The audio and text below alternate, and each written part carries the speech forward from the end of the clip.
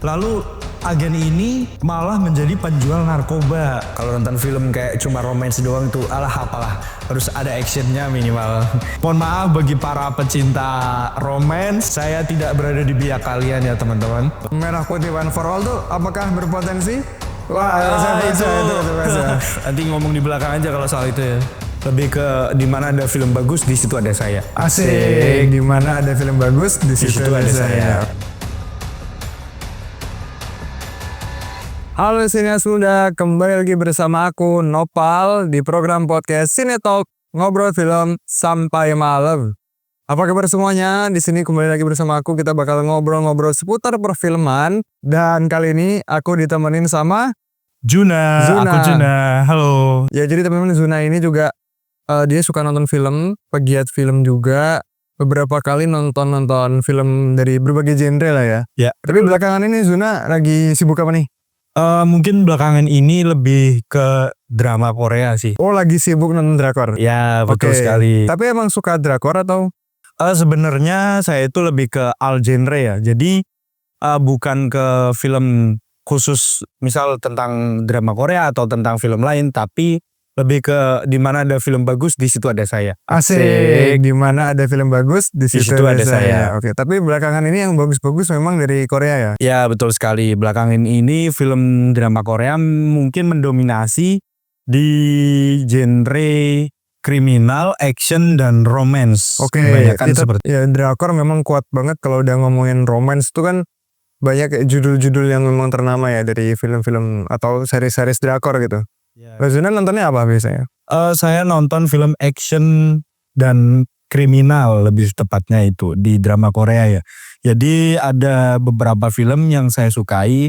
Mungkin ada yang baru-baru rilis nih. Judulnya ini Made in Korea. Made in Korea? Iya, itu film action dan kriminal yang bercerita tentang salah satu agen rahasia di Korea yang dimana agen tersebut itu berasal dari keluarga yang sederhana.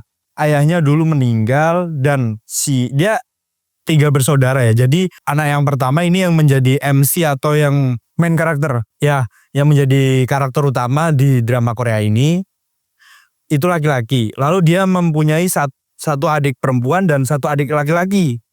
Nah, yang paling tua ini yang menjadi MC ini dia menjadi tentara dan berperan di perang Vietnam pertamanya. Di perang Vietnam tersebut setelah itu dia keluar lalu bergabung di agen rahasia yang ada di bawah kepresidenan Presiden Korea waktu itu. Oke. Jadi agen ini merangkak dari bawah dengan ambisinya yang sangat menggebu-gebu ya. Karena dia terlahir dari keluarga yang kurang mampu dan dia sangat ingin merubah keluarganya. Jadi orang ini berusaha terus-menerus menaiki puncak karirnya dari bawah sehingga dia menjadi kepala departemen di agen rahasia tersebut. Dia berada di bawah pimpinannya. Lalu agen ini malah menjadi penjual narkoba. Wah, ini agen rahasia nih. Agen rahasia ini menjadi penjual narkoba. Padahal dia tadinya main karakter. Padahal dia masih main karakter. Dulunya dia orang yang baik. Setelah perang dia bergabung kepada agen rahasia tersebut dan dia menjadi penjual narkoba. Oh, menarik. Pada awalnya nggak langsung jual narkoba sih. Dia menangani kasus penjualan narkoba karena dia tergiur dengan uangnya. Jadi si main karakter tersebut malah memasuki dunia perjualan narkoba tersebut yang dimana ada geng-geng. Nah, salah satu gengnya itu dikuasai oleh orang ini. Dan orang ini menjual narkobanya ke luar negeri. Wah, itu sangat-sangat di luar nalar ya. Iya, benar. Padahal dia seorang tentara, kemudian jadi agen rahasia, malah terjerumus jadi penjual narkoba. Iya. Itu judulnya apa Mas? Dari Made in Korea. Made in Korea. Emang genrenya action sama kriminal ya. Oke. Menarik banget ya. Itu film, itu series? Itu series ya, bener. Series. Itu ada episode 1 sampai 6 dan episode 6-nya itu baru tadi malam rilis. Jadi tadi malam rilis saya nonton yang bajakan Jadi nonton yang bajakan rilisnya itu harusnya tanggal 14. Karena itu bajakan jadi rilisnya tanggal 14 malam jam 12. Itu rilis saya langsung nonton dan bagus. Emang bagus sekali actionnya. Ceritanya emang menggebu-gebu sekali. Jadi kayak gak sabar nunggu episode selanjutnya. Tapi kayaknya jangan diceritain semua deh. Nanti spoiler buat yang Oh nonton iya, ya kan. bener. Karena kan baru ada 6 episode yang baru. Berarti baru itu apa seriesnya? Baru banget rilis. Oke, kalau misalnya dari 1 sampai 10 kamu kasih rating berapa, Zun? Menurut saya film ini di 9 lah. 9 ya, berarti tinggi tuh. Tinggi banget. Sangat Karena recommended berarti ya. sangat recommended buat teman-teman yang mau nonton, harus nonton sih. Harus nonton, wajib banget. Tadi kan diceritain tuh emang ada actionnya, tentang kriminal juga. Habis itu main karakternya juga gak kalah seru juga kan. Ada dia dari orang yang susah juga tadi ya.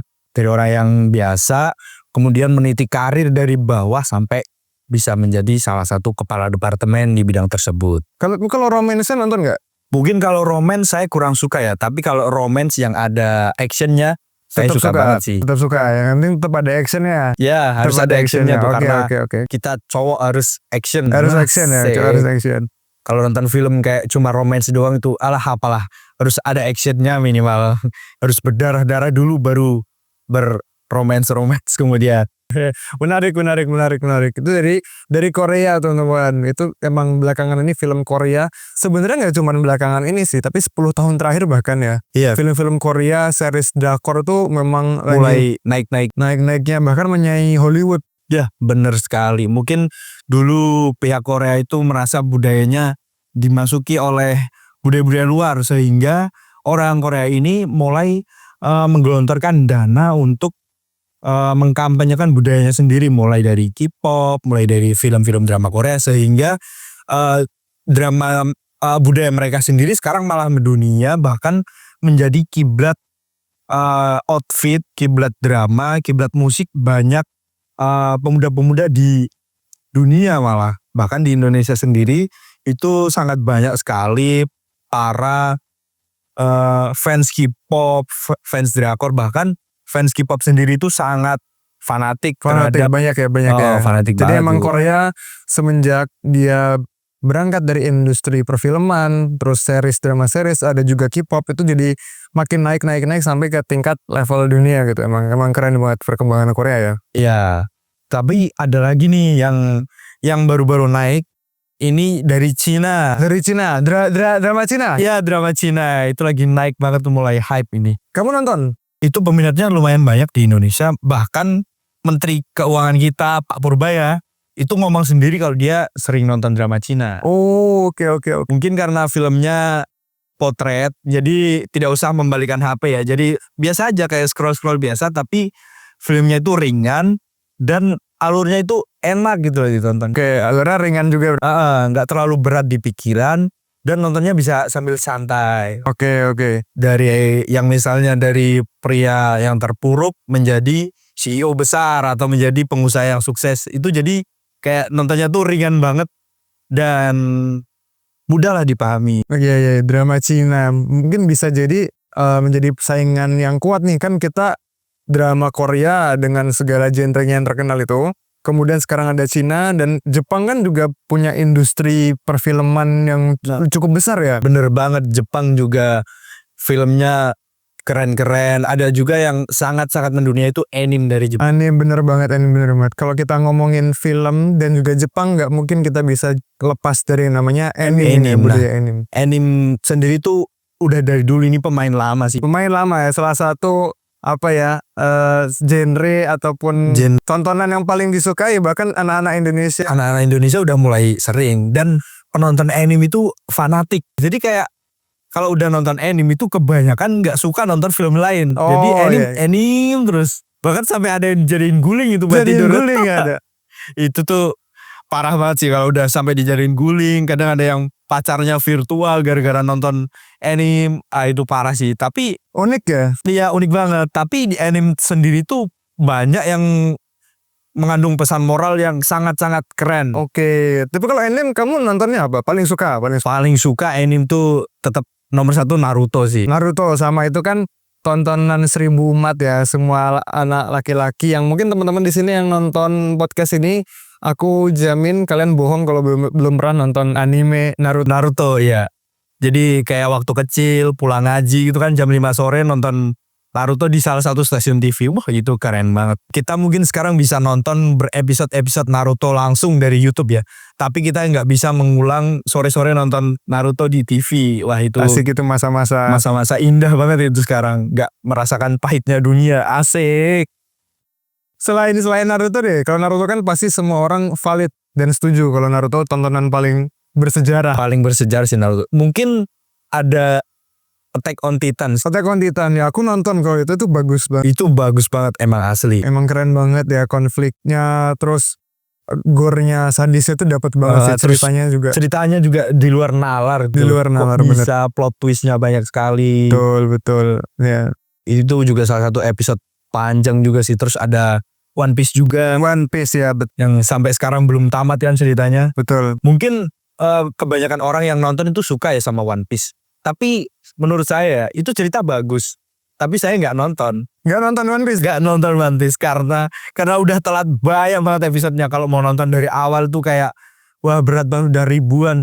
Tapi kok kalau nonton dari tengah atau langsung ke episode sekarang jadinya aneh. Ya harus ngikutin dari awal. Iya bener banget. Dipikir juga kok aneh bisa tangannya panjang itu. Itu tuh di luar nalar, itu udah nggak masuk di akal saya. Tapi bagus sih, bagus. Mungkin bagi para pecinta One Piece itu juga salah satu anime yang bagus dan mengandung pesan moralnya tersendiri. Jadi setiap anime itu punya pesannya tersendiri, punya pasar sendiri. Dan juga anime itu memiliki genre sendiri. Iya.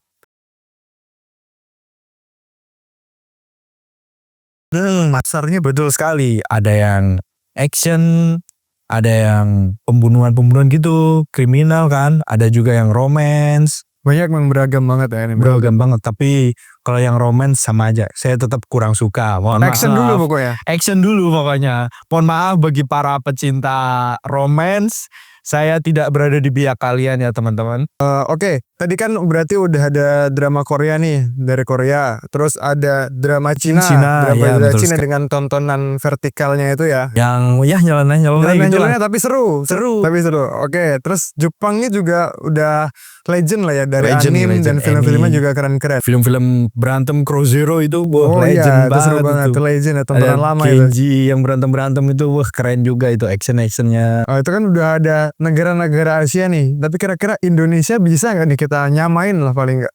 Menurut saya Indonesia tuh bisa banget sih, kayak film-film action Indonesia yang diperankan oleh Iko Uwais nih. Oh iya, Iko Uwais terus Joe Taslim itu bahkan udah mendunia. Bahkan Joe Taslim sudah masuk ke film Fast and Furious. iya Hollywood. Hollywood itu mungkin udah salah satu pencapaian besar di aktor-aktor Indonesia bisa bermain film, bahkan membintangi film-film top dunia. Mantap. Bahkan di salah satu karakter, di salah satu percakapannya itu menggunakan bahasa Indonesia. Di salah satu di film, di scenes di Fast and Furious itu ada Joe Taslim berkata hantam mereka. Wah itu suatu kebanggaan bagi bangsa Indonesia yang dimana bahasanya bisa dipakai di film luar negeri, bahkan Mengharumkan nama mengharumkan Indonesia. nama ya. Indonesia bisa bahasanya bisa masuk di film top, itu suatu kebanggaan. Iya sih, emang Indonesia punya potensinya ya. Punya Apalagi banget. dengan film-film, kalau Jepang nih punya animasi animnya, kita punya Jumbo. Ya. Ya kan Jumbo lagi naik-naiknya nih. Ada angin segar lah ya dari perfilman Indonesia yang sebelumnya mungkin cuma drama-drama biasa, kita punya genre baru yang meledak yaitu Jumbo ya kan ya. Jadi bener Mas Zuna, berarti bisa nih Indonesia ya. Bisa, Jumbo itu bisa menjadi salah satu animasi terbaik lah Indonesia. Mengalahkan One for All ya teman-teman. Merah Putih One for All tuh apakah berpotensi? Wah, saya itu. bahasa. Nanti ngomong di belakang aja Ngomong kalau di soal belakang itu ya. Merah Putih One for All. 2 miliar guys. 2 miliar, 2 miliar, 2 2 miliar loh. Emang dananya besar ya. Itu harusnya buat pakai flip clip aja udah Flip bagus. Clip Itu udah tuh. bagus. 2 miliar itu One for All. Oke Mas Zuna, terima kasih, kita udah ngobrol-ngobrol banyak tadi ya. Ya, Seputar sama-sama. perfilman dari Asia tadi, terutama Korea, Cina, Jepang, bahkan Indonesia juga. Indonesia juga. Nah harapannya tadi ya Indonesia bisa segera menyusul perfilman Ya harus banget tuh. negara-negara tetangga kita. Oke teman-teman, terima kasih semuanya udah nonton. Mungkin obrolan aku sama Zuna bakal dilanjut di episode selanjutnya. Jangan lupa like, komen, share, dan juga subscribe channel ini. Sampai jumpa lagi di podcast selanjutnya di Cinetalk Ngobrol Film Sampai Malam. Sampai jumpa, aku Nopal. Aku Juna. Pamit undur diri. Dadah. Dadah.